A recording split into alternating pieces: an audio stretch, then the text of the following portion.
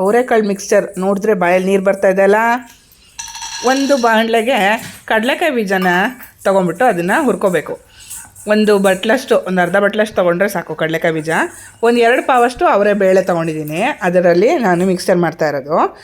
ಆ ಕಡಲೆಕಾಯಿ ಬೀಜನ ನೀಟಾಗಿ ಹುರ್ಕೋಬೇಕು, ಸಿಪ್ಪೆ ತೆಕ್ಕೊಳ್ಳೋಕ್ಕಾಗೋ ಹಂಗೆ ಹುರ್ಕೋಬೇಕು.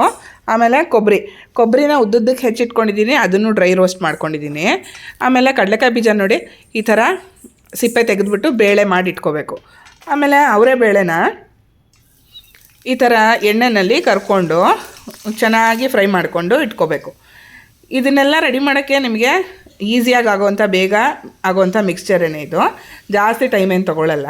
ಅವರೇ ಬೇಳೆ ಹಿಡ್ಕಿಟ್ಕೊಂಬಿಟ್ಟಿದ್ರೆ ನಿಮಗೆ ಕರೆದ್ಬಿಟ್ಟು ಸರಸರ ಅಂತ ಮಿಕ್ಸ್ಚರ್ ಮಾಡಿಬಿಡ್ಬೋದು. ಆಮೇಲೆ ಒಂದು ಸ್ವಲ್ಪ ಕರಿಬೇವು ಕರ್ಕೋತಾ ಇದ್ದೀನಿ. ಆಮೇಲೆ ಅವರೇ ಬೇಳೆನ ನೋಡಿ ಡಬಲ್ ಬಾಯ್ಲರಲ್ಲಿ ಅಂದರೆ 2 ಸರ್ತಿ ಬಾಯ್ಲ್ ಮಾಡ್ತಾಯಿದ್ದೀನಿ. ಇಲ್ಲಿ 1 ರೌಂಡ್ ಮಾಡಿಬಿಟ್ಟು ಅದಾದಮೇಲೆ ತಿರ್ಗಾ ಇನ್ನೊಂದು ರೌಂಡು ಕರಿತಾ ಇದ್ದೀನಿ. ಈ ವಿಡಿಯೋದ್ರದ್ದು ಡೀಟೇಲ್ ರೆಸಿಪಿ ನಾನು ನನ್ನ ಚಾನಲಲ್ಲಿ ಹಾಕಿರ್ತೀನಿ, ನೀವು ಅದನ್ನು ಹೋಗಿ ಚೆಕ್ ಮಾಡ್ಕೊಳ್ಳಿ. ನೋಡಿ ಎಲ್ಲ ಮಿಕ್ಸ್ಚರಿಗೆ ಬೇಕಾಗಿರೋಂಥ ಸಾಮಗ್ರಿಗಳನ್ನೆಲ್ಲ ಇಲ್ಲಿ ಸೇರಿಸ್ತಾ ಇದ್ದೀನಿ. ಕರಿಬೇವು, ಅವರೇ ಬೇಳೆ, ಆಮೇಲೆ ಕಡಲೆಕಾಯಿ ಬೀಜದ್ದು ಬೇಳೆ, ಕಡಲೆಕಾಯಿ ಬೇಳೆ, ಆಮೇಲೆ ಕೊಬ್ಬರಿ, ಆಮೇಲೆ ಹುರ್ಗಡ್ಲೆ ನಿಮಗೆ ನೋಡ್ಕೊಂಡು ಹಾಕ್ಕೊಳ್ಳಿ. ನಾನು ಒಂದು ಹಿಡಿಯಷ್ಟು ಹಾಕಿದ್ದೀನಿ ಅಷ್ಟೇ.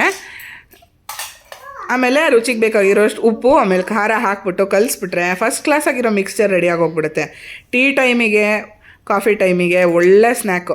ನೀವು ಝಟ್ಪಟ್ ಅಂತ ಈ ಥರದ್ದೊಂದು ಮಿಕ್ಸ್ಚರ್ ಮಾಡಿಕೊಟ್ಬಿಟ್ಟು ಎಲ್ಲರನ್ನೂ ಖುಷಿಪಡಿಸಿ, ನೀವು ತಿಂದು ಮಜಾ ಮಾಡಿ. ನೋಡಿ ಹೆಂಗೆ ಗೊತ್ತಾ, ಸಖತ್ತು ಕ್ರಿಸ್ಪಿಯಾಗಿ ಸಖತ್ತಾಗುತ್ತೆ.